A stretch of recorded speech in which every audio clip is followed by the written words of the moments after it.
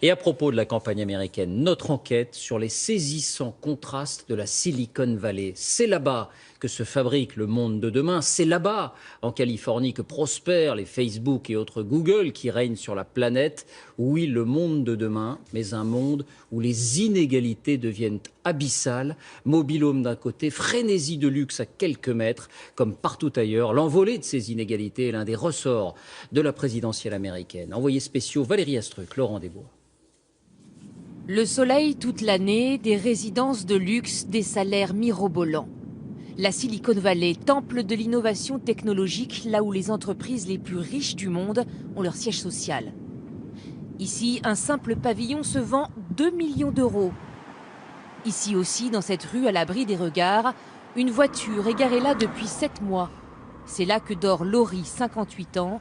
Dans 1 heure, elle sera au travail. Ici, je ne peux pas aller aux toilettes aussi vite que dans une maison. Laurie gagne 1 200 € par mois. Avec la flambée des loyers, impossible de se loger. Moi, je ne peux pas dépenser plus de 350 € dans un loyer.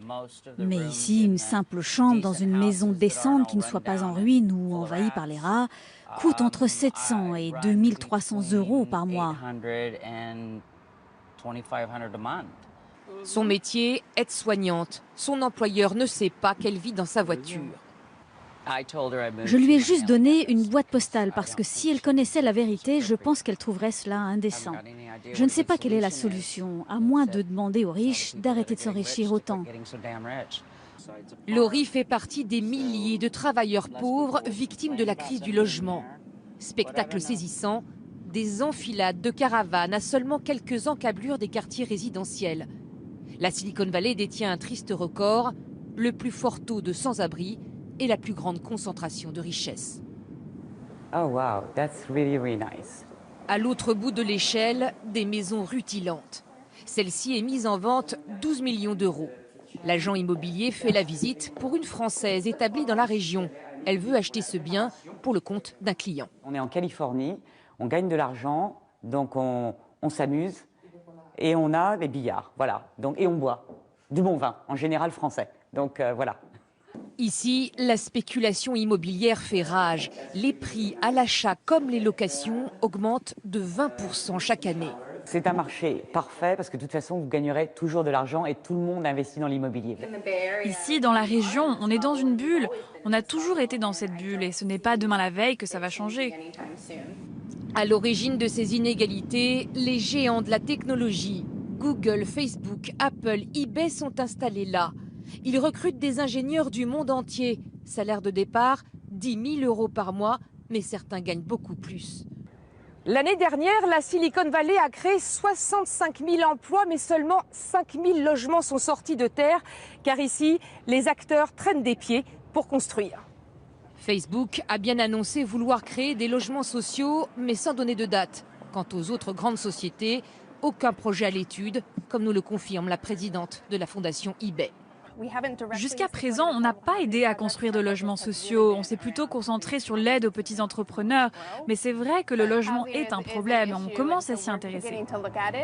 Et puis il y a la résistance des propriétaires. La Silicon Valley, ce sont essentiellement des quartiers pavillonnaires. Pas question de construire des immeubles d'habitation qui feront perdre de la valeur aux maisons. Le maire de Palo Alto s'en fait l'écho.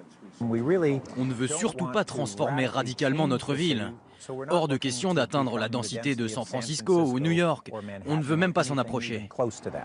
Conséquence, même les classes moyennes sont touchées.